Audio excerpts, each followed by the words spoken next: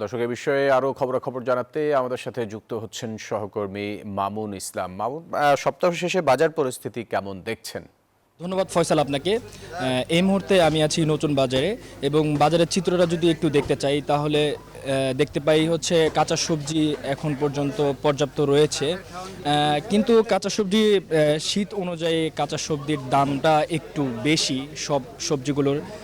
গত সপ্তাহে যেমন হচ্ছে আমরা দেখেছিলাম যে বেগুনের দাম কিছুটা কম ছিল, এই সপ্তাহে বেগুনের দাম 60 টাকা এবং হচ্ছে ফুলকপির দাম 40 টাকা, যেটা গত সপ্তাহে একটু কম ছিল, এই সপ্তাহে একটু বেশি। কিন্তু অন্যদিকে দেখতে গেলে আমরা দেখতে পাই পেঁয়াজের দাম একটু কমেছে, 60 থেকে 70 টাকা, এবং হচ্ছে আলুর দামও একটু কমেছে।